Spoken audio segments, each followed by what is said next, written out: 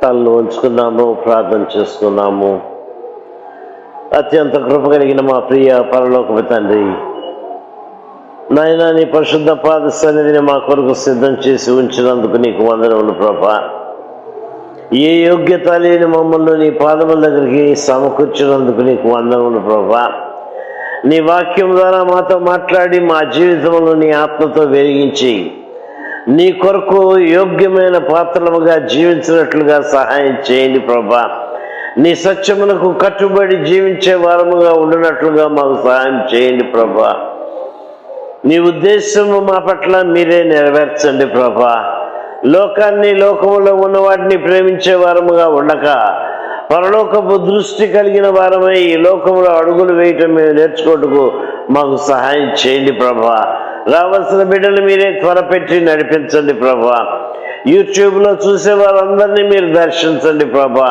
వారి హృదయాన్ని మీ వైపు ఆకర్షించుకోనండి ప్రభా. లోకాన్ని ప్రేమించి నేనేం సాధిస్తూ ఉన్నాను, పరలోకాన్ని ప్రేమించినప్పుడు నాకు ఎంత నెమ్మది ఉంది, ఎంత సంతోషం ఉంది, సమాధానం ఉంది, ఆరోగ్యం ఉంది. నాయనా, మమ్మల్ని మేము పరీక్షించుకోవడానికి సహాయం చేయండి.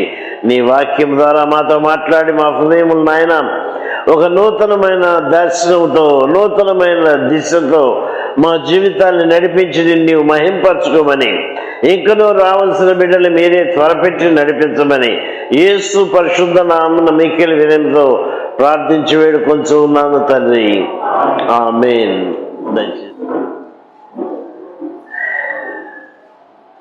మీ అందరికీ తెలుసు, మేము అమెరికా వెళ్ళామంటే మనవాళ్ళని చూసుకోవటానికి వెళ్తాం కదా. మాకు ఒక పెద్ద మనవడు ఉన్నాడు, 4 సంవత్సరాల పైబడ్డ ఉన్నాడు. వాడికి పజిల్స్ అంటే చాలా ఇష్టం. పజిల్స్ అంటే వంకరటిక్కర ముక్కల్ని అతికించటం, వంకరటిక్కర ముక్కల్ని కరెక్ట్గా అతికించడం. వాడు ఒక్కసారి చూశాడంటే సొంతగా చేసుకోగలడు. వాళ్ళ అమ్మా నాన్నలు వాడిని పరీక్షించడానికి కాబోలు పెద్ద పజులు ఇచ్చారు. పెద్ద పజులు ఇస్తే వాడు ఒక అరగంట సేపు అటు ఇటు చూశాడు, అట్ట మీద బొమ్మ చూశాడు. బొమ్మలాగా ఇక్కడ పెట్టాలంటే వాడికి అర్థం కాలా, కుదరలా. పరిగెట్టుకుంటూ తాత తాత అని వచ్చాడు నా దగ్గరికి. ఏంటో నాయన, ఏం కావాలి నీకు అని అడిగితే, అంత ఇంగ్లీష్లో సంభాషణ, తెలుగులో కాదు. ఏం కావాలి నీకంటే, తాత నాకు పజులు హెల్ప్ చేయి తాత అన్నాడు.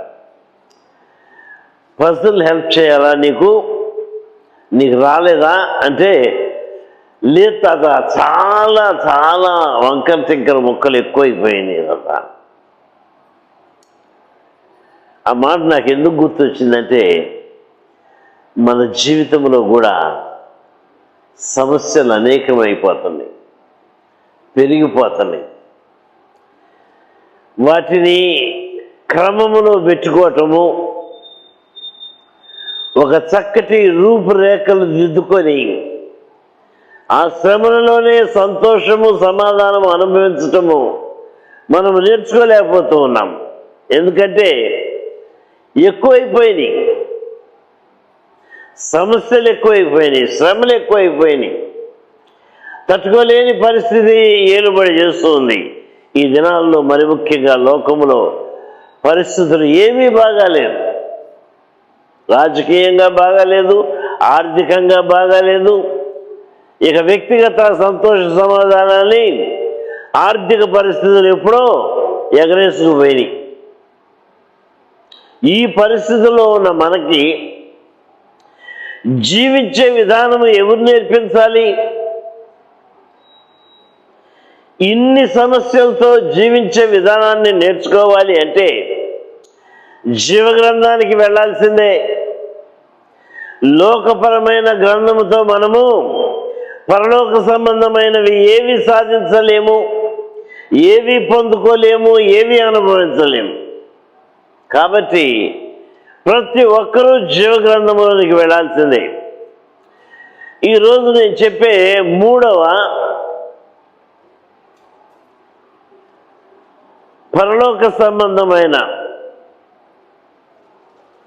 మహిమను గురించి మనము గ్రహింపులో ఉండాలి అనే మాటల్లో 4వ వాక్యం చెప్తూ ఉన్నాను. ఈ 4వ వాక్యములో నాకు వచ్చిన సమస్య ఏంటి అంటే, మనుషులు ఏ విధముగా శోధింపబడుతూ ఉన్నారు, వారి శోధనకు కారణం ఏంటి, ఆ శోధన నుంచి వారిని తప్పించే మార్గం ఏమై ఉంటుంది అని నా తలంపులు పోయినాయి. అప్పుడు నాకు ఒకే ఒక నడిపింపు దొరికింది. ఏంటది? వాక్యం తప్ప మరి ఏ మార్గంలో మనకి నెమ్మది, సంతోషము, సమాధానము రాదు. బయట వాళ్ళు ఎవరు మనకి శాంతి సమాధానాలు ఇవ్వలేరు.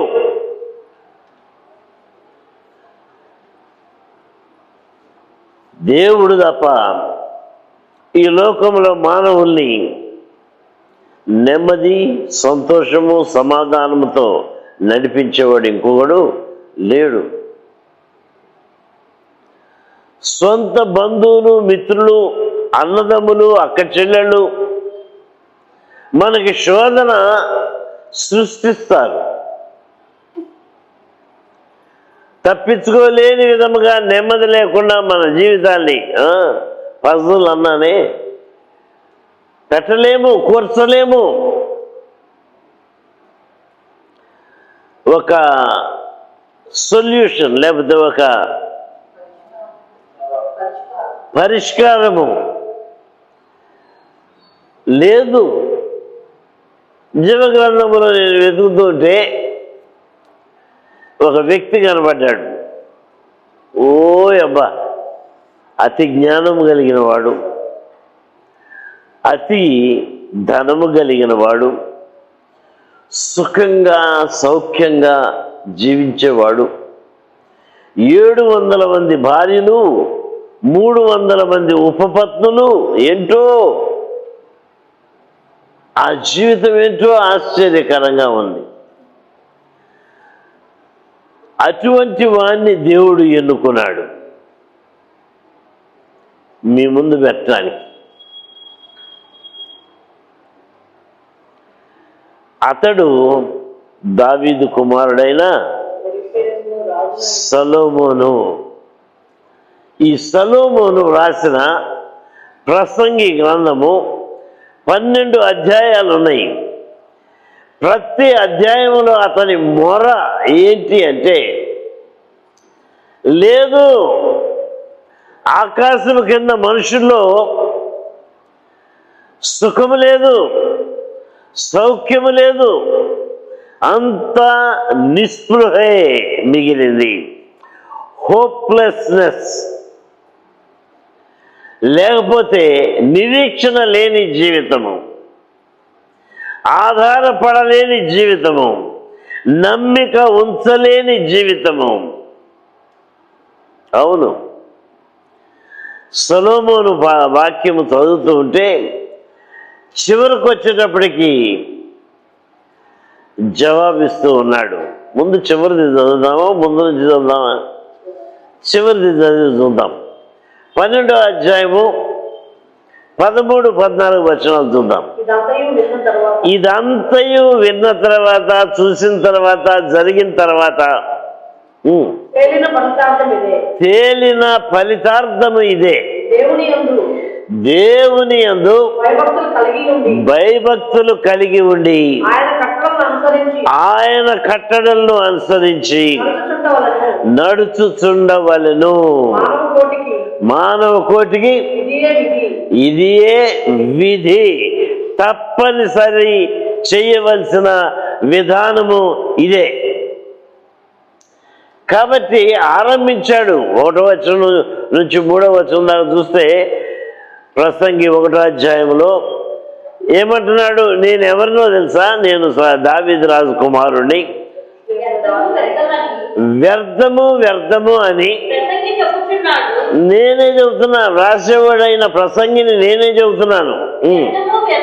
వ్యర్థము వ్యర్థము, సమస్తము వ్యర్థమే. అంటే సూర్యుని కింద నరులు పడుచు ఉండు పాటు అంతటి వలన వానికి కలుగుతున్న లాభము ఏమీ లేదు. ఎవరు చెప్తున్నారు? అతి జ్ఞానము కలిగిన వాడు, ఎక్కువ ధనము, విస్తారమైన ధనము కలిగిన వాడు, సుఖ సౌఖ్యాలకి లిమిట్ లేనివాడు చెప్తున్నాడు. ఏం చెప్తున్నాడండి? వ్యర్థము. సూర్యుని కింద మానవుడు పడుచు ఉన్న పాటు ఎంత గొప్పదో. అటువంటి వ్యక్తి సహితము ఇటువంటి మాటలా మనకి చెప్పాల్సింది? గ్రంథము ఆరంభించేటప్పుడు ఇటువంటి మాటలా చెప్పాల్సింది? ఏదో తన సుఖం గురించి, ఏదో తన గొప్పతనం గురించి చెప్పుకోవాలి? లేదండి. భూమి మీద బాగా వినండి, మానవుడికి సుఖము లేదు, మానవుడికి గొప్పతనము లేదు. ఎవరైనా అనుకుంటే వారంత బుద్ధిహీనులు ఇంకొకళ్ళు లేరు. బాగా వినండి, ఈ మాట చెప్తున్నాను. సొలొమోను చెప్పే మాటల అర్థం ఏంటంటే, ఈ లోకములో సూర్యుని కింద జీవించే నీవు దేవుని గురించిన గ్రహింపు లేకపోతే నీకు ఎంత ఉన్నా సున్నా, నిస్పృహే నీ జీవితానికి. ఏమేమి నీవు కలిగి ఉన్నా అంత వ్యర్థము. ఎంత లోతైన మాట మనకి తెలియజేస్తూ ఉన్నాడు. లోకము పోయిన వారమే మనం విన్నాం. ఈ లోకంలో ఉన్నదంతయు శరీరాశ, నేత్రాశ, జీవబడము అది తండ్రి వల్ల కలిగినవి కావు. తండ్రి వలన కలిగినవి కావు కాబట్టి మనకు అక్కర్లా. ఒకవేళ మనకు అక్కరుంటే అవే మనల్ని నాశనం చేస్తాయి. అర్థమైందా ఈ మాట? ఈ లోకంలో ఉన్నదంతయు శరీరాశ, నేత్రాశ, జీవడాంబం ఇవి తండ్రి వల్ల కలిగినవి కావు. ఒకవేళ నీకు అవి అబ్బిని అంటే నీ జీవితాన్ని నాశనం చేయటానికే అబ్బిని, పరలోక మహిమను అందుకోకుండా చేయటానికే అబ్బిని. ఒకరోజు ఈ సొలొమోను అనుకున్నానంట, చూద్దాం సుఖములో అంతమేంటో చూద్దాం, సుఖములో లోతేంటో పరీక్షిద్దాం, ఎంత సుఖానికి హద్దు ఏంటో కనుక్కుందాం అని మనసు పెట్టాడంటారు. 2వ అధ్యాయంలో 1వ వచనం ఏమంటున్నాడు చూడండి. కానీ నిన్ను సంతోషము చేత శోధించి చూతూ నీవు మేలు అనుభవించి చూడుమని నేను నా హృదయముతో చెప్పుకొంటిని. 3వ వచనం, నా మనసు ఇంకను జ్ఞానమును అనుసరించుచుండగా ఆకాశము క్రింద తాము బ్రతుకు కాలమంతయు మనుషులు ఏమి చేసి మేలు అనుభవించరో చూడవలని తలచి నా దేహమును సుఖం మత్తుతో నింపుకున్నాము. అబ్బా, ఇందుట్లో సుఖం ఉంది. ఈ సుఖము ఎంత హద్దు వరకు నేను వెళ్ళగలను చూద్దామనుకున్నానంట. ఈ సుఖాన్ని అనుభవిద్దాము. నేను సుఖాన్ని పరీక్షించుకోబోతున్నాను నా జీవితం. ఎందుకంటే అతడు ఒక్కడే యోగ్యుడు భూమి మీద. ఏదైనా చెయ్యాలనుకుంటే చేయగలిగిన స్తోమత తనకు ఒక్కడికే ఉంది. చేద్దామనుకున్నాడు, చేశాడు. పాపం చదువు 5వ వచనం. నా కొరకు ఏం చేశాడో చూడండి. తన సుఖము అంతము దాకా పరీక్షించుకోవాలని సారాయితో తన హృదయాన్ని నింపుకొని తన ఒంటిని బాగా వినండి, తన ఒంటిని ప్రేరేపించుకున్నాడు. ఇంకా ఏం చేశాడంట? నా కొరకు తోట నా కొరకు. బాగా వినండి, ఒక మాట వచ్చి పడిందండి, భయంకరమైన మాట. క్రైస్తవులు ఉపయోగించకూడని మాట. దేవునికి చెందవలసింది నా అనే మాట నీవు తెచ్చుకున్నావు అంటే ఒప్పుకోడు దేవుడు. ఈ సొలొమోను అంట నా కొరకు తోటలను తోటలను శృంగార వనములను శృంగార వనములను వేయించుకొని వాటిలో సకల విధములైన సకల విధములైన ఫల వృక్షములను నాటించింది. వృక్షములు నారుమళ్లతో నీరు పారుటకై నేను చెరువులు తవ్వించుకొని పనివారిని పనికత్తెలను సంపాదించుకుంటుని. 3-6 దాకా. నా ఇంట పుట్టిన దాసులు నాకుండిరి యెరూషలేమునందు నాకు ముందు ఉండిన వారందరికంటే ఎక్కువగా పశువుల మందలను గొర్రె మేకల మందలను బహు విస్తారముగా సంపాదించుకొని నా కొరకు నేను వెండి బంగారములను రాజులు సంపాదించు సంపదను ఆయా దేశములలో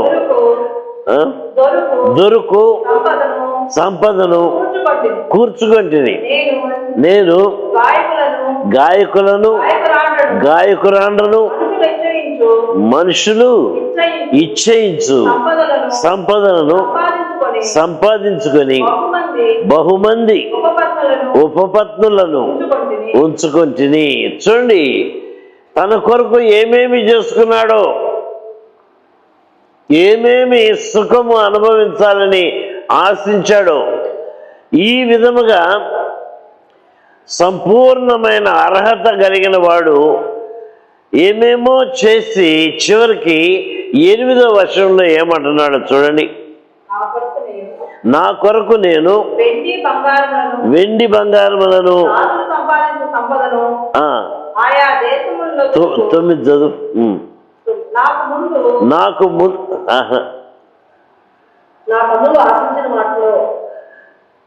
తాను ఇవన్నీ సంపాదించుకున్నాడు గాని, ఇవన్నీ చేశాడు గాని, అప్పుడు నేను చేసిన పనులన్నీ వాటి కొరకై నేను పడిన ప్రయాసమంతయు నేను నిదానించి వివేచింపగా అవన్నీ వ్యర్థమైనవిగాను ఒకడు గాలికి ప్రయాసపడినట్లుగాను కనబడిని. ఏం జరిగిందండి? ఇంత కష్టపడి సుఖం అనుభవించాలని చేయగలిగిందంతా చేశాడంట. తన కంటికి నచ్చిందంతా అనుభవించాడంట. కానీ చివరికి వ్యర్థము. గాలిని పట్టుకుంటే ఏమైందండి? దొరికిందా? లేదు. నువ్వు పట్టుకున్నప్పుడే జారిపోయింది నీ చేతుల్లో నుంచి. ఈ లోకంలో సుఖము కోసం నువ్వు ప్రయత్నిస్తే, దేవుడు లేకుండా సుఖాన్ని అనుభవించాలని నువ్వు ప్రయత్నిస్తే నీకు మిగిలేది ఉత్త పిడికిలే. క్రైస్తవ జీవితంలో దేవుడు ఎప్పుడైతే మన జీవితంలో ఉండడో అప్పుడు మన జీవితంలో సుఖము దూరం అవుద్ది. కాబట్టి సుఖము అనుభవించలేను అని అనుకున్నాడు. మళ్ళీ ఆలోచించాడు, నేనేం చేయాలి? చూడండి, మనకి లావు తగ్గాలని ఉందనుకున్నాం. డాక్టర్ గారి దగ్గరికి వెళ్ళాలి. ఊర్లో మంచి లావుగా ఉన్న డాక్టర్ దగ్గరికి వెళ్తామా, సన్నగా నీట్గా ఉన్న డాక్టర్ దగ్గరికి వెళ్తామా? వెంట్రుకలు రాలిపోతాయి. డాక్టర్ గారి దగ్గరికి వెళ్ళి వెంట్రుకలు కట్టించుకుంటాం అని తెలుసుగా. పళ్ళు కట్టినట్టు వెంట్రుకలు కడుతున్నారు. బోడిగుండు తీసేసి మామూలు వెంట్రుకలు పెడుతున్నారు. బోడిగుండు ఆయన దగ్గరికి వెళ్తామా, వెంట్రుకలు ఉన్న ఆయన దగ్గరికి వెళ్తామా? డాక్టర్ గారి దగ్గరికి వెళ్తేప్పుడు. ఈ దినాన మనం సొలొమోను గురించి మాట్లాడటానికి కారణం ఏంటంటే, అతడంత జ్ఞానము గలవాడు, అతడంత ధనము గలవాడు, అతడంత భయభక్తులు గలవాడు ఇంకోడు లేడు పోల్చుకోవటానికి. అతనికన్నా భయభక్తులు గలవారు ఉన్నారు, కానీ ఇతడు ముఖాముఖిగా దేవుని దగ్గర నుంచి ఆశీర్వాదం సంపాదించుకున్నవాడు. కాబట్టి ఇతన్ని బట్టి మనము కొన్ని పాఠాలు నేర్చుకోవాలి. ఇతడంట 2వ అధ్యాయంలో 12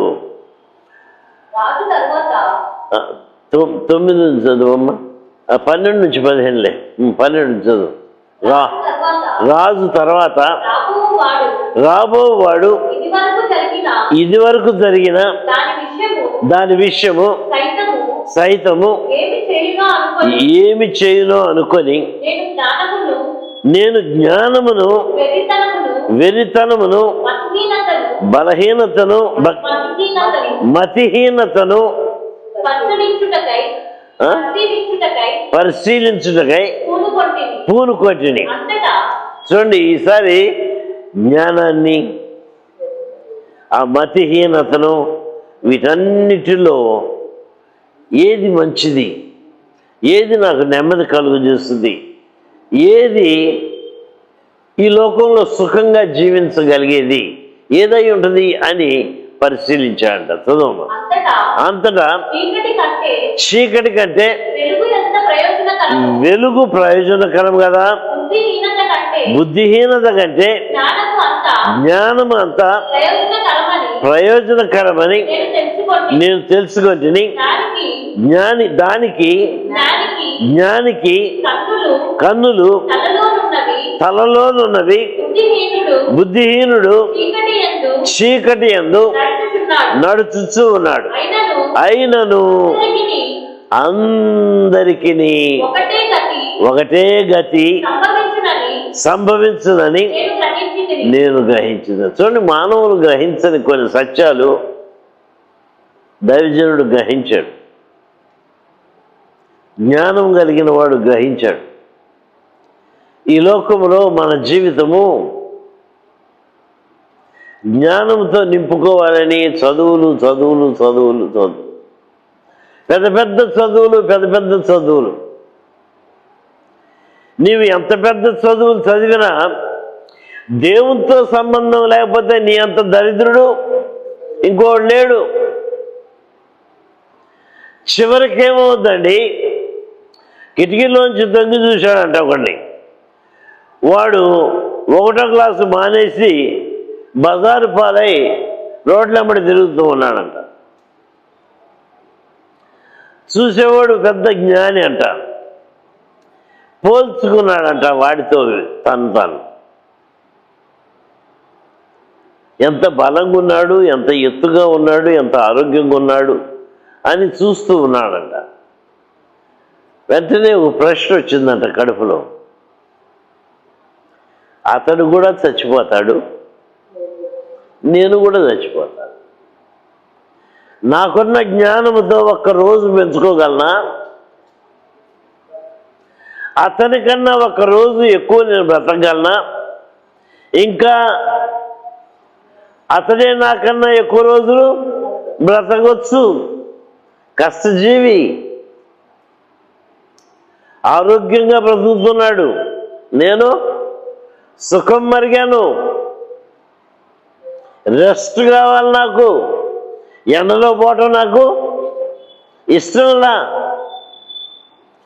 ఐస్ వాటరే తాగుతా ఇంట్లో. ఏమవుతున్నాయో తెలుసా? లెక్కలేని జబ్బులు నీ శరీరానికి ఎక్కుతున్నాయి.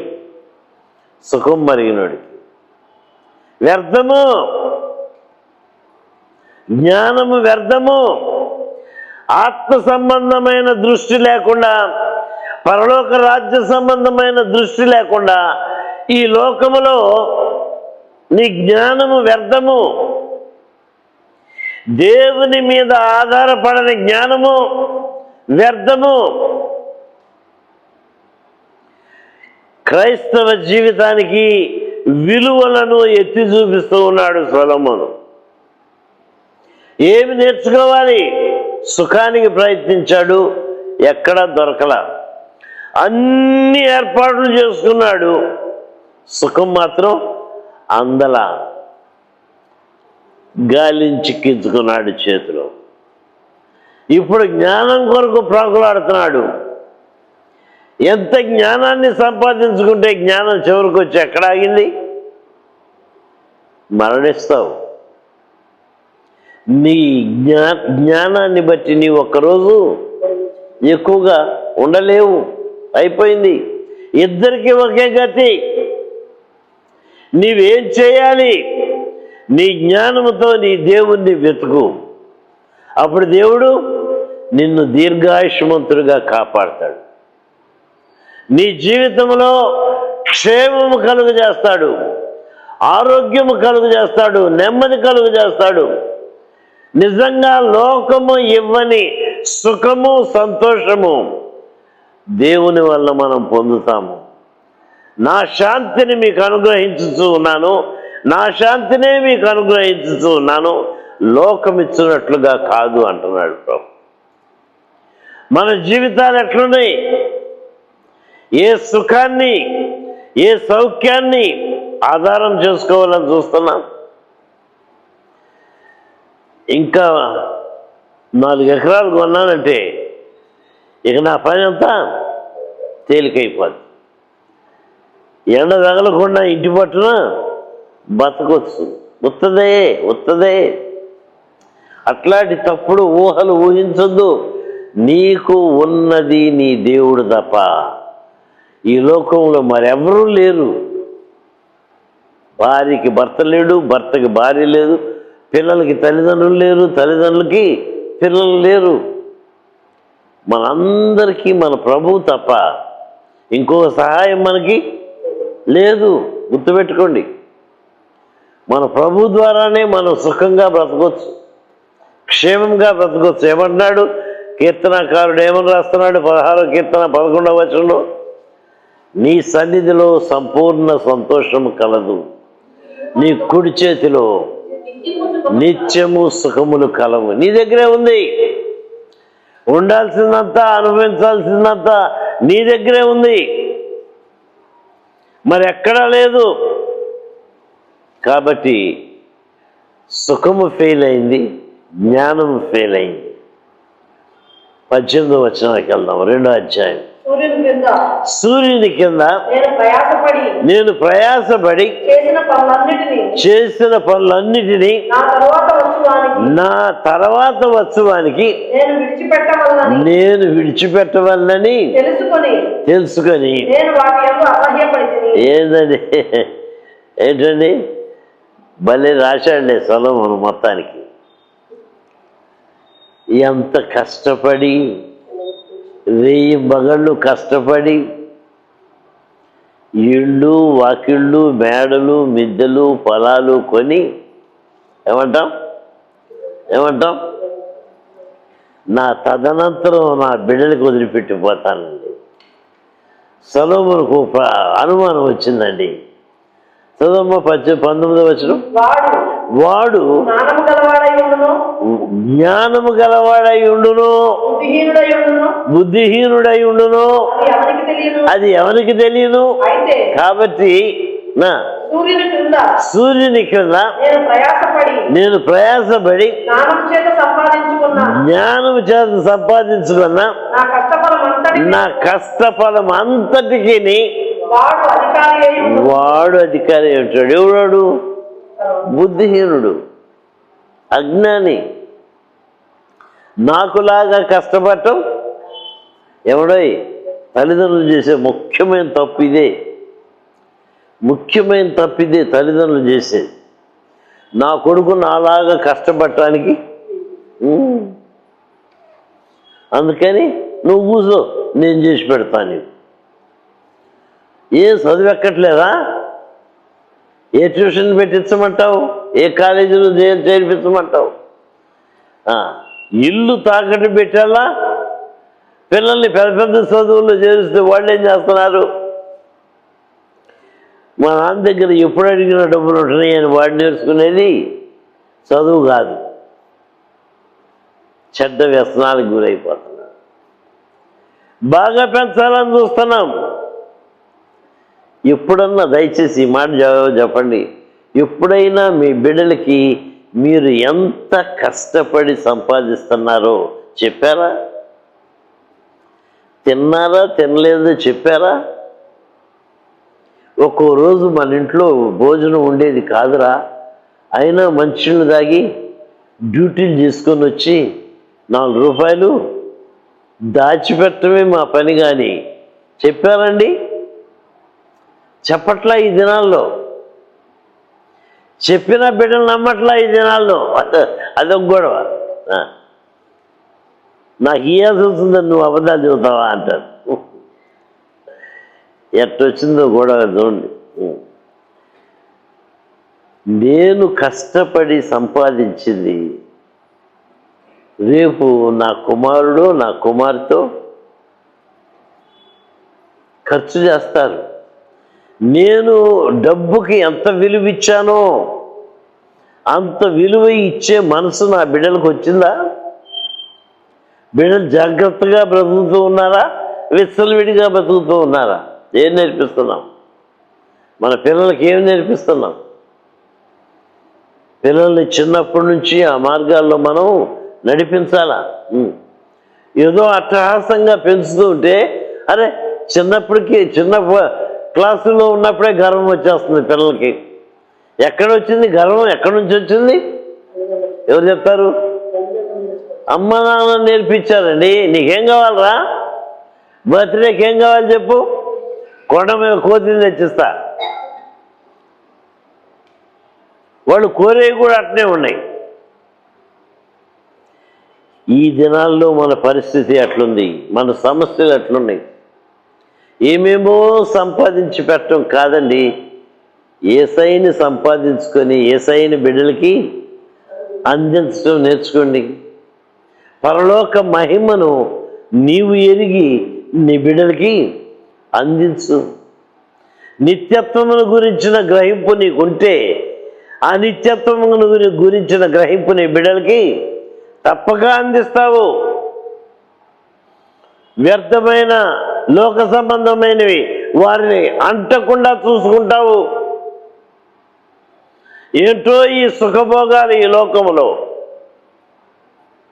ఎక్కువైపోతున్నాయి, కోరికలు ఎక్కువైపోతున్నాయి.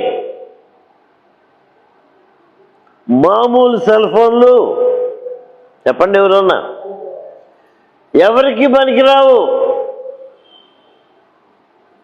ఎవరికి పనికిరావు. 2వ క్లాసు 3వ క్లాసు వాడికి కూడా పనికిరావు. ఎందుకంటే కావాల్సినవి ఇంటర్నెట్లో దొరుకుతాయండి. ఇక్కడేం దొరుకుతాయి? ఇంటర్నెట్ ఉండే ఫోన్ అంటే స్మార్ట్ ఫోన్. స్మార్ట్ ఫోన్ గురించి కుమారుని చెడగొట్టేస్తున్నాం. మనం ఏం నేర్చుకుంటున్నాము, మనం ఏం నేర్పిస్తున్నాము మన బిడ్డలకి? సొలొమోనుకు వచ్చిన ఒకే ఒక అనుమానం ఏంటంటే, ఒకవేళ వాడు బుద్ధిహీనుడై నేను డబ్బుకు విలువ ఇచ్చి ఎంత ఇచ్చానో, ఎంత జాగ్రత్తగా డబ్బుని పేర్చానో ఆ సంగతి గ్రహించకుండా కాలుతో దన్నుకుంటాడేమో, తన్నేసుకుంటాడేమో, కాబట్టి డబ్బు అంటే నాకు అసహ్యం వేస్తుంది. అది సంపాదించడం ఇక వ్యర్థము వ్యర్థము వ్యర్థం అనిపిస్తుంది. ఈ విధముగా సాగుతూ ఉంది అతని జీవిత విధానం. ఒక్కొక్కటి మ్యాక్సిమంగా రుచి చూశాడు. మ్యాక్సిమంగా రుచి చూసి మనకి తెలియజేస్తున్నాడు. దేవుడు సొలొమోన్ని ఎందుకు ఎన్నుకున్నాడు ఇప్పుడు అర్థమైందా? ప్రసంగి గ్రంథం ఎందుకు రాయబడిందో ఇప్పుడు అర్థమైందా? 3వ అధ్యాయానికి పోదాం. అన్నిటికీ టైం ఉంది. తినటానికి, పండుకోవడానికి, నవ్వటానికి, ఏడవటానికి అన్నిటికీ టైం ఉంది అని చెప్తున్నాడు. 9 నుంచి 11 దాకా చూద్దాం. కష్టపడిన వారికి తమ కష్టం వలన వచ్చిన లాభమేమి? నరులు అభ్యాసము పొందవలనని అండర్లైన్ చేయండి. దేవుడు వారికి పెట్టి ఉన్న కష్టానుభవమును నేను చూచితిని.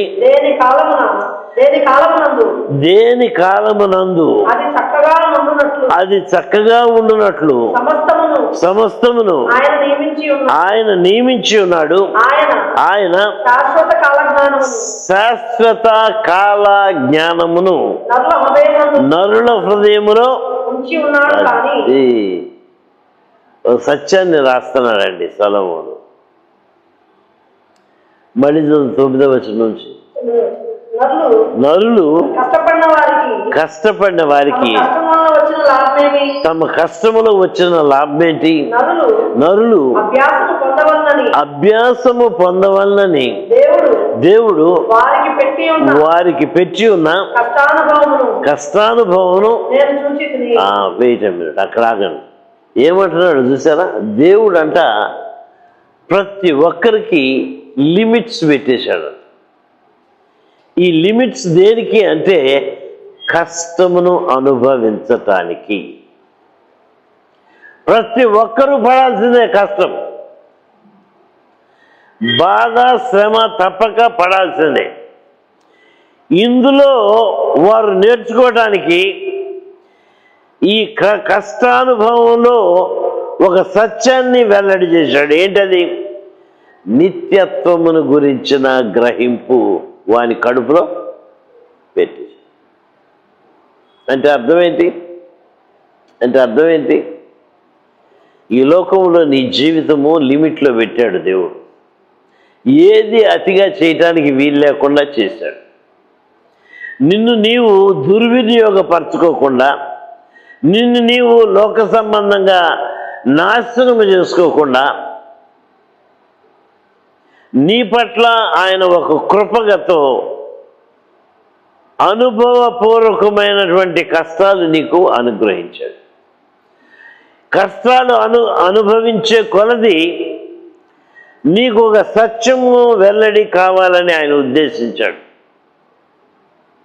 నిత్యత్వమును గురించిన చదువు మాట. శాశ్వత కాల జ్ఞానమును నరుల హృదయంలో పెట్టేశాడు. అంతే. ఎటు పోయినా తగిలేది అదే లిమిట్. ఆ చివరికి వెళ్ళేటప్పటికి ఏ మనసు రావాలా? శాశ్వత కాలమును గురించిన గ్రహింపు, పరలోక రాజ్యము గురించిన గ్రహింపు. అది కదా శాశ్వత కాలం ఉండేది. ఆ శాశ్వత కాలము గురించిన గ్రహింపు నరుల హృదయంలో ప్రభు ఉంచేశాడు. ఇది తప్పక నన్ను తట్టుద్ది. ఈ కష్టకాలములో, ఈ ప్రాక్టీస్లో మనము సత్యాన్ని గ్రహించలేని వారముగా సాగితే వ్యర్థమైపోద్ది మన జీవితము. కాబట్టి ముఖ్యమైనది ఎక్కడుంది? మానవుడు కోరుకోవాల్సింది ఎక్కడుంది? మానవునికి నిత్యత్వమును గురించిన గ్రహింపు ఎక్కడుంది? దేవుడు వారి హృదయంలో పెట్టేశాడంట. ఎక్కడో లేదు. ఎవరో వాక్యం బోధించడం ద్వారా ఇది 4వ అంశము అని చెప్పడం ద్వారా వచ్చేది కాదు. ఈ అంశాలన్నీ మీ హృదయంలో దేవుడు ఎప్పుడో పెట్టించాడు. కానీ ఆ కాల జ్ఞానము మనము నేర్చుకుంటున్నామా? శాశ్వత కాలం యొక్క జ్ఞానాన్ని మనము వివేచిస్తూ ఉన్నామా? పరిశీలిస్తూ ఉన్నామా? పరీక్షిస్తున్నామా? ఎట్లా జరుగుతుంది మన జీవితం? ఏది ముఖ్యమో దాన్ని గమనించి దాన్ని చేపట్టే మనసు నీకుందా? ఒకరోజు నేను హైదరాబాద్ నుంచి సౌదీ అరేబియా విమానం ఎక్కాలి. అందరికీ టాటా చెప్పేశాను. లోపలికి వెళ్ళి కూర్చున్నాను. కూర్చున్నప్పుడు ఒక తలంపు వచ్చింది. ఇంకా సంవత్సరం దాకా ఇండియా రాను కదా, కాబట్టి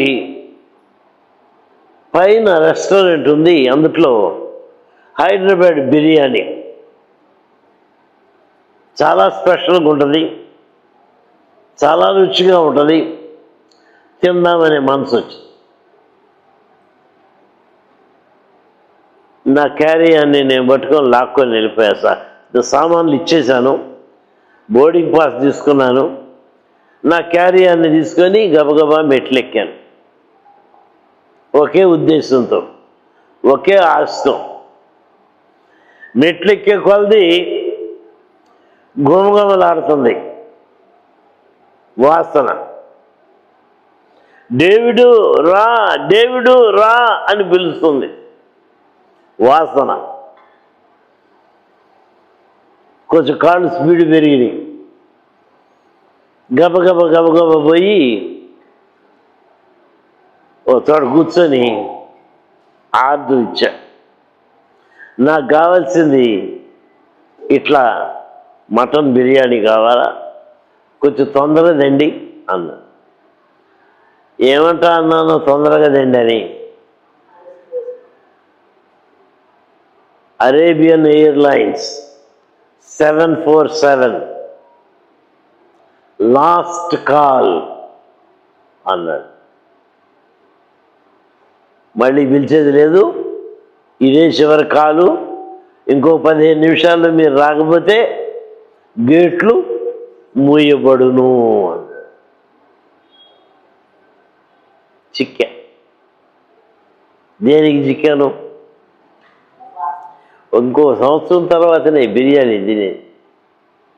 ఈ మధ్యలో ఈ బిర్యానీ దొరకదు. బిర్యానీ తిన్నాక వెళ్దామా, ఫ్లైట్ ముఖ్యమా? ఇంకో ఫ్లైట్ ఉంటుంది కానీ సీట్ ఉండదు. ఇంకా చాలా ఫ్లైట్లు ఉన్నాయి కానీ మన సీటు. ఈ విమానంలో మిస్ అయితే మళ్ళీ ఇంకొక వారమో 10 రోజులు ఎప్పుడు వస్తుందో తెలియదు. బిర్యానీ మిస్ అయితే సంవత్సరం దాకా పడేదాన్ని తినే పనే లేదు. ఏం చేయాలి? మీరందరూ చేసేది చేశానండి. ఆహా, అమ్మా తెచ్చినట్టు ప్యాక్ చేసుకొని చేతిలో పట్టుకొని గేటు దగ్గరికి పరుగెత్తుకుంటూ పోయా. ఇది వదిలిపెడతానా? నిర్ణయం ఎట్లుంది మన జీవితంలో? దేనికి ప్రాధాన్యత ఇస్తున్నాము? ముఖ్యమైనది ఏంటి? నేను ఉద్యోగస్తుడిని, నా భార్య బిడ్డలు ఇంటి దగ్గర నా మీద ఆధారపడిన వారు ఉన్నారు. ఒక్క పూట కూటి కొరకు తన జ్యేష్ఠత్వ హక్కుని అమ్మివేసిన ఏసావు వంటి భ్రష్టుడైను వ్యభిచారి అయిను మీలో ఉండునేమో చూసుకోనండి అని వాక్యం చెబుతుంది. హైదరాబాద్ బిర్యానీ అండి, హైదరాబాద్లో చేసిందండి. అయితే ఏది నీకు ముఖ్యమో? మానవుడు అల్పకాల పాప భోగములు అనుభవించటానికి ఇష్టపడుతున్నాడు. అవి కాదు ప్రాముఖ్యమైంది. దేని విషయంలో నిర్ణయం తీసుకోవాలి? దేవుడు నీ హృదయంలోనే శాశ్వత కాల జ్ఞానాన్ని పెట్టేశాడు. ఈ లోకం నాది కాదు, ఈ లోకంలో ఏమి తిందును, ఏమి త్రాగుదును, ఏమి ధరించుకుందును అన్నీ చింతించాల్సిన అవసరం నాకు లేదు. నా చింత యావత్తు ఆయన మీదే ఉంది. ఆయనే చూసుకుంటాడు, ఆయనే నడిపించుకుంటాడు, ఆయనే కాపాడుకుంటాడు. నేను లోకం వైపు చూడాల్సిన అవసరం నాకు లేదు. కాబట్టి పేజీలన్నీ తిప్పాను. 12వ అధ్యాయం 1వ వచనంకి వచ్చినాక దుర్దినములు రాకముందే సొలొమోను గారి యొక్క వేదన అర్థం చేసుకోవాలా అని చెప్పి రాసి ఉంచాడు. దుర్దినములు రాకమునిపే ఇప్పుడు వీటి యందు నాకు సంతోషము లేదనే నీవు చెప్పు సంవత్సరము రాకముందే తేజస్సునకును సూర్య చంద్ర నక్షత్రములకును చీకటి కమ్మక ముందే వాన వెలిసిన తర్వాత మేఘములు మరలా రాకముందే మీ వినడమాట బాల్య దినముల యందే మీ సృష్టికర్తను స్మరణకు తెచ్చుకోండి. దేవుడు అంటే గ్రహింపు లేని జీవితము జీవించొద్దు. దేవునితో సంబంధం లేని దినము నీ జీవితంలో ఉండటానికి వీల్లేదు. ప్రతి ఉదయాన ప్రార్థనతో నీ జీవితం ఆరంభం అవుతుందా? సమయం వచ్చినప్పుడల్లా మోకాళ్ళ మీద ప్రార్థన చేసి, ప్రభువా నడిపించు నా నావా అంటున్నావా? నా బిడ్డల్ని నేను బాగు చేసుకోలేను ప్రభువా, దయచేసి నీ జ్ఞానముతో నీ జ్ఞానాత్మతో నా బిడ్డల్ని నడిపించవా అంటున్నామా? ఆయన ఒక్కడే మార్గం, ఆయన తప్ప వేరే మార్గం లేదు. వేరే సహాయం నీకు రాదు. ఎటువంటి నిర్ణయాలు నీవు తీసుకుంటున్నావు ఈ లోకములో? దుర్దినములు రాకమునిపే. ఎంత ఖచ్చితంగా చెప్పాడు. వస్తున్నాయి. సూర్య చంద్ర నక్షత్రాలు మరుగైపోయే దినాలు వచ్చేస్తున్నాయి. అప్పుడు ఏంటండి మనుషులు ఏమనుకుంటున్నారు? ఆ 12వ అధ్యాయం ఇంటికి వెళ్ళి చదవండి. నేను బైబిల్ చదువుదామని అనుకుంటున్నానండి, కళ్ళు కనబట్టం మానేసినాయి. ఎందుకు? బాల్య దినాల నుంచి వృద్ధాప్యం వచ్చి పడింది. బాల్య దినాలలో బైబిల్ చదవాల్సిన కళ్ళు వృద్ధాప్యం చదివేటప్పటికి ఏమైంది? ఏమోనండి, ఈ దినాల్లో అన్ని చిన్న ప్రింట్లు తయారు చేస్తున్నారు. బైబిల్ చిన్న ప్రింట్ చదవడం కష్టమైపోయిందండి. అద్దాలు పెట్టుకున్న చిన్న ప్రింటు చెప్పండి, ఎవరన్నా కనబట్టలేదండి. ఒక 2-3 లైన్లు చదివేటప్పుడు కళ్ళు చెప్పరే అలసిపోతున్నాయండి, నొప్పులు పడుతున్నాయండి. అదేవిధంగా వాక్యం విందామని చర్చికి వెళ్ళి కూర్చుంటే చెప్పండి, ఎవరన్నా వినబట్టలేదండి. ముందుకొచ్చి కూర్చున్నా వినబట్టలేదండి. ఏమైందండి? టైం అయిపోయింది, ఆలస్యం అయిపోయింది. నిర్ణయం సమయం ఉన్నప్పుడు నీ జీవితంలో వెలుగు ఉన్నప్పుడే నీ ఇంటిని చక్కపరుచుకో. దేవుడు చెప్తున్నాడు, నీ ఇంటిని, నీ హృదయాన్ని, నీ బిడ్డల్ని చక్కపరుచుకోవాల్సిన దినాలు అయిపోయిన తర్వాత బైబిల్ చదవలేకపోతున్నానండి.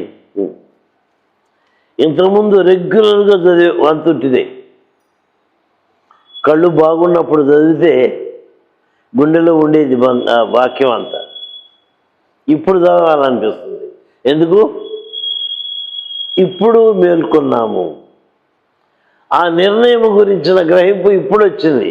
ఆ 12వ వచనంలో రాశాడు, పళ్ళు కూడా సగం ఉండ మిగిలిపోయినప్పుడు, గరగరలాడయి శబ్దము తగ్గిపోయినప్పుడు, కాళ్ళు వాడిపోయినప్పుడు, చేతులు వాడిపోయినప్పుడు, పనికి రానప్పుడు భక్తి చేద్దామని చూస్తున్నావా? దేవుడిచ్చిన సమయం అంతా వేస్ట్ చేసి వ్యర్థంగా గడిపి ఇప్పుడు ఆ నిర్ణయం తీసుకోవాల్సింది. నో, ఖచ్చితంగా చెప్తున్నాడు, ఇప్పుడైనా సరే మీ కళ్ళకి కళ్ళద్దాలు వచ్చినా చదవగలిగినంత బైబిల్ మీరు తప్పక చదవాలి, చేయగలిగినంత ప్రార్థన మీరు తప్పక చేయాలి, వినగలిగినంత వాక్యము మీరు తప్పక వినాలి.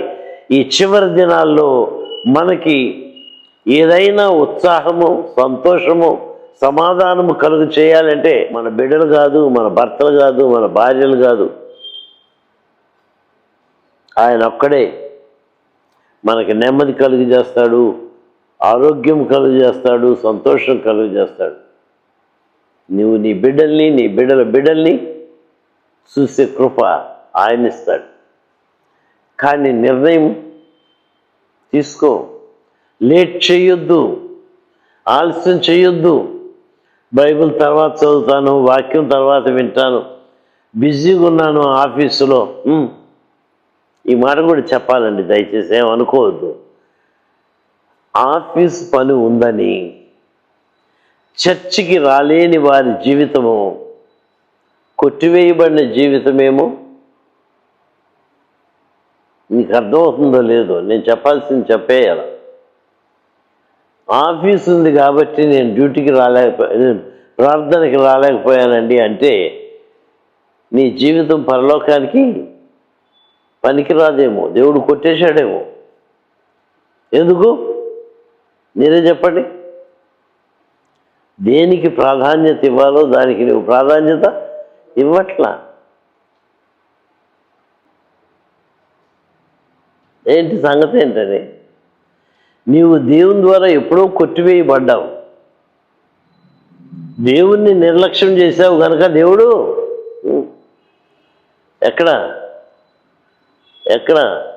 2వ దినవృత్తాంతములు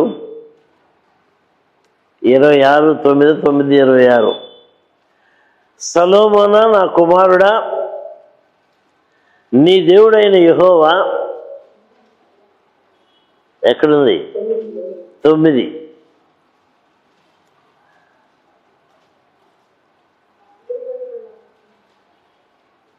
దొరకలా.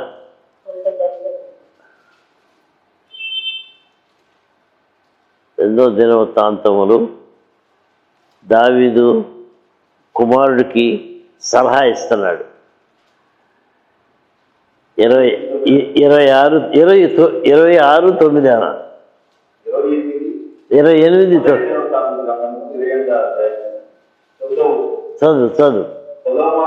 సొలొమోనా నా కుమారుడా, నీ తండ్రి యొక్క దేవుడైన యెహోవా అందరి హృదయములను పరిశోధించువాడును, ఆలోచనలన్నిటినీ సంకల్పములన్నిటినీ ఎరిగిన వాడై ఉన్నాడు. నీవు ఆయనను తెలుసుకొని హృదయపూర్వకముగాను మనఃపూర్వకముగాను ఆయన్ను సేవించుము. ఆయనను వెతికిన ఎడల ఆయన నీకు ప్రత్యక్షమగును. నీవు ఆయనను విసర్జించిన ఎడల ఆయన నిన్ను అండర్లైన్ చేయండి, నిత్యముగా త్రోసివేయును. అనుకుంటున్నా ఒక్కసారి చర్చికి వెళ్ళలేకపోయానండి, ఒక్కసారి చాలా అవసరమైన ఆఫీస్ పని ఉందండి అందుకని రాలేకపోయాను. ఆయన అంటున్నాడు, నిన్ను నిత్యముగా నేను త్రోసివేస్తాను. 1వ దినవృత్తాంతములు 28:9 గుర్తుపెట్టుకోండి దయచేసి. కాబట్టి దేవుడు మన జీవితాల్లో ఛాన్స్ ఇస్తున్నాడు, మళ్ళీ మళ్ళీ మనల్ని తట్టుచూ ఉన్నాడు. నిర్ణయం తీసుకోవడం నీకు చేతకాపోతే, నీవు నిర్ణయం తీసుకునే విషయంలో నిర్లక్ష్యము ఆలస్యము చేసినట్లుగైతే బండి అందదు, బండి మిస్ అయిపోతావు, మహిమరాజ్యము చేరే కృపను పోగొట్టుకుంటావు, శాశ్వతంగా నాశనం కాయే మార్గములకు వెళ్ళిపోతావు. ఎట్లా ఉంది? ధనాన్ని కోరుతున్నావా, లేకపోతే సుఖాన్ని కోరుతున్నావా, లేకపోతే జ్ఞానాన్ని కోరుతున్నావా? ఏ విధముగా నీ జీవితాన్ని ఈ లోకములో నీ అంతటి నీవు జీవించడానికి ప్రయత్నిస్తూ ఉన్నావు? దేవుణ్ణి పక్కన పెట్టి, దేవుని సహాయం లేకుండా, దేవునితో సంబంధం లేకుండా, దేవునితో సహవాసం చేయకుండా, ఒక మాట చెప్పండి, ఒక మాటకి జవాబు చెప్పండి. అన్నీ చేస్తున్నాను అంకులు, నేను చాలా మంచోడుగా ఉంటున్నాను అంకులు, ఇంట్లో రెగ్యులర్గా ప్రార్థన చేసుకుంటాము, ఇంట్లో రెగ్యులర్గా బైబిల్ చదువుతూ ఉంటాము, ఇంట్లో ఎక్కువగా దేవుని మాటలే మాట్లాడుకుంటాము అనుకున్నాం. నువ్వు పాపం చేయట్లేదా? అన్నీ నువ్వు ఇంట్లో చేస్తున్నావు, భక్తి చేస్తున్నావు, కానీ నేనంటాను నువ్వు దేవుని దృష్టిలో పాపివి. ఎందుకు? ఆజ్ఞాతిక్రమమే పాపము. ఏంటి ఆజ్ఞ? నేను మీరిన ఆజ్ఞ ఏంటి? సమాజముగా కూడుట మానవద్దని ఉందిగా. ఇంట్లో బైబిల్ చదువుకొని, ఇంట్లో ప్రార్థన చేసుకొని, అది కాదు భక్తి విధానము. తోటివారి దగ్గరకు వచ్చి, ఒకవేళ నీకు భక్తి ఎక్కువ ఉంటే పంచుకో, ఒకవేళ నీకు భక్తి తక్కువగా ఉంటే నేర్చుకో. ఏది ఏమైనా దేవుని దృష్టిలో నీవు దేవునికి అంగీకారమైన మెట్టుకి నీవు లే. నేనేదో భక్తి చేస్తున్నానని నిన్ను నీవు సమర్థించుకోవద్దు. దేవుడు నిన్ను సమర్థించాలా. దానియేలు, నీవు నాకు బహుప్రియుడు. ఎవరన్నా ఆ మాట? దేవుని ద్వారా అనిపించుకోవాలా. ఆయన ఎదుట నిర్దోషులముగా మనము నిలబడాలా. ఆయన మనల్ని కోరుతూ ఉన్నాడు. రక్తము చిందించి నిన్ను నన్ను పవిత్రపరిచి పరిశుద్ధపరిచి రేపటి దినాన తన ఎదుట నిన్ను నిర్దోషిగా నిలవబెట్టుకోవాలని నీ కొరకు ఆయన తను తాను అప్పగించుకున్నాడు. ఎఫెసీ 5:25. ఈ విధముగా ప్రభువు నిన్ను నన్ను ప్రేమించి నడిపిస్తూ ఉంటే ఆలస్యమా? నిర్ణయం తీసుకోలేకపోతున్నావా? ఇంకా లోకం పట్టు విడవట్లేదా? లోకం నిన్ను పట్టుకుందేమో చూసుకో. నువ్వు లోకాన్ని పట్టుకోవటం కాదు. ఇంకొక చిన్న కథ గుర్తొచ్చింది ఆ మాట అనగానే. ఓపుకుందా? కృష్ణా నది, గోదావరి నది ఒడ్డున దొంగల ముఠా తయారైందంట. ఎవరి దొంగల ముఠా అంటే, ఈ గోదావరికి పై మెట్టులో ఉన్నటువంటి స్టేట్ అంటే రాష్ట్రాలు వాళ్ళు దొంగలు చెట్టు మ్రానులను నరికి ఈ గోదావరిలో వేస్తారు. ఎందుకు? Free transportation. వాటంతటా అవే కొట్టుకొస్తాయి. గోదావరి అంటే ఎక్కడ? రాజమండ్రి ఒడ్డుకో అక్కడికి వచ్చి జాగ్రత్త అక్కడ డిస్ట్రిబ్యూట్ చేసుకుంటారు. ఎవరి పేర్లు బట్టి వాళ్ళు డిస్ట్రిబ్యూట్. ఈ మధ్యలో దొంగలు చేరారు. వాళ్ళు ఏం చేస్తున్నారు? పోయి మంచి మంచి దొంగల్ని వాటేసుకొని ఈత ఈదుకుంటూ, గజ ఈతగాళ్ళు అనమాట, ఈత ఈదుకుంటూ వాటిని తోడు ఒడ్డుకి చేర్చి వారు వేరే లారీలు ఎక్కించి వేరే ఊరికి తీసుకెళ్ళి వేరే చోట డబ్బులు సంపాదిస్తున్నారు. ఒకరోజు పెద్ద గజ ఈతగాడు గోదావరిలోకి ఈత వేసుకుంటూ లోపలికి వెళ్ళి ఈసారి వచ్చే దొంగని నేను వాటేసుకుంటానని ఎదురు చూస్తున్నాడు. ఈసారి ఏదో నల్లగా వచ్చిందంట దొంగ. వాటేసుకున్నాడంట. వాటేసుకొని కాళ్ళు పటా పటా పటా కొడుతున్నాడంట. ఎంతసేపటికి దొంగ ఇటు రాట్లా. దొంగ ఉరవాడిలో పోతుంది. ఒరే ఇక దాన్ని వదిలిపెట్టు, నువ్వు తప్పించుకొని రా, ఇక నువ్వు లేకపోతే అది నిన్ను తీసుకెళ్ళిపోద్ది అని కేకేస్తుంటే వాడు కేకేస్తున్నాడంట, తిరిగి కేకేస్తున్నాడంట. నేను దొంగను పట్టుకోవాలా, దొంగే నన్ను పట్టుకుంది. అది దొంగ కాదు, మొసలంట. ఎంతమందిని ఈ విధంగా మొసలి పట్టుకుందో. కొట్టుకొని లాక్కొని ఈ లోకంలోకి తీసుకెళ్ళిపోతుందో సర్వనాశనానికి, నిత్యనాశనానికి లాక్కొని విడిపోతుంది. నీకేమో శక్తి ఉంది, నీకేమో బలం ఉంది, దొంగని నేను ఒడ్డుకి చేర్చుకొని లాభం సంపాదించుకోవాలని అనుకుంటున్నావేమో. జాగ్రత్త. యేసుక్రీస్తు ప్రభు సహవాసం లేకుండా, యేసుక్రీస్తు ప్రభు సన్నిధి లేకుండా, యేసుక్రీస్తు ప్రభుతో నీ అడుగులు వేయకుండా నిత్యత్వానికి నీవు చేరు. తల్ల వంచుకుందాము, ప్రార్థన చేసుకుందాము. దేవుడు మనల్ని పిలుస్తూ ఉన్నాడు. నిర్ణయం తీసుకో. నిత్యత్వం గురించిన గ్రహింపు నువ్వు సంపాదించుకో. ఇక ఈ లోకంలో ఉన్న వాటిని నువ్వు ప్రేమించవద్దు. ఈ లోకముతో సంబంధం ఏర్పాటు చేసుకోవద్దు. దేవుడు నిన్ను కోరుతూ ఉన్నాడు. ఆయన మహిమలో నిన్ను చూడాలని ఆశిస్తూ ఉన్నాడు. ప్రార్థన చేసుకుందాము. ప్రార్థనలో ఏకీభవించండి. అత్యంత కృప కలిగిన మా ప్రియ పరలోకపు తండ్రి, నాయన నీ పరిశుద్ధ పాద సన్నిధిలోనికి మమ్మల్ని క్షేమంగా తీసుకుని వచ్చి నిత్యత్వం గురించిన గ్రహింపును గురించిన 4వ అంశాన్ని మాకు బోధించావు నాయన.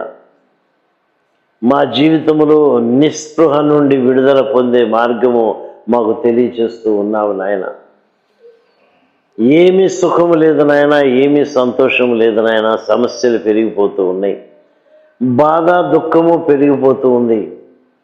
ఉండలేని ఇళ్లలో ఉంటున్నాము, తినలేని తిండ్లు తింటూ ఉన్నాము, అనుభవించలేని క్షేమము అనుభవిస్తూ ఉన్నాము ప్రభా. ఏ మాత్రము మా జీవితంలో సంతోషము సమాధానం లేదు నాయన. కారణం ఒక్కటే ప్రభా, నీకు దూరంగా బ్రతుకుతూ ఉన్నాము నాయన. నీ సహవాసాన్ని దూరం చేసుకుంటున్నాము నాయన. భర్తలైతే నీ సన్నిధిని ప్రేమించలేని వారుగా బ్రతుకుతూ ఉన్నారు. భార్యలైతే నీతో సహవాసం చేయలేని మెట్టులో ఎక్కడ వేశావు గొగళి అంటే వేసిన చోటే ఉన్నాను అనే మెట్టులో ఉన్నారు నాయన. మా జీవితాలు ఆ విధముగా అయిపోనివద్దు తండ్రి. నీ మాటకు లోబడే వారముగా మాకు సహాయం చేయండి. నీ సత్యములకు కట్టుబడి జీవించే వారముగా మాకు సహాయం చేయండి. నీ మాట తప్ప మా సొంత చిత్తము మేము చేయనీయొద్దు ప్రభా. నీ ఉన్నతమైన సత్యములను లోతుగా గ్రహించిన వారమై, లోతుగా లోబడిన వారమై నీ కొరకు సాక్షులముగా జీవించుటకు మాకు సహాయం చేయండి. పరలోక దర్శనములతో మా జీవితాన్ని నింపి నీ మార్గములు నడిపించి నీ కొరకు సాక్షులముగా జీవించినట్లుగా మమ్మల్ని అందరినీ నీ ఆత్మతో అభిషేకించి బలపరిచి స్థిరపరిచి నడిపించి కాపాడమని యేసు పరిశుద్ధ నామమున మిక్కిలి వినయంతో ప్రార్థించి వేడుకొంచు ఉన్నాను తండ్రి. ఆమేన్. మన తండ్రి అయిన దేవుని ప్రేమ, కుమారుడైన యేసుక్రీస్తు ప్రభు యొక్క కృప, పరిశుద్ధాత్మ దేవుని సన్నిధి సహవాసం మనందరికీ తోడైండి. లోతైన విశ్వాసముతో ప్రభువుని వెంబడించుచు, ప్రభువుని మహింపరచుచు, మహిమ రాజ్య సంబంధులముగా జీవించుటకు ఆత్మ మనందరినీ బలపరిచి స్థిరపరిచి నడిపించి కాపాడునుగాక. ఆమేన్. అందరికి వందనాలు.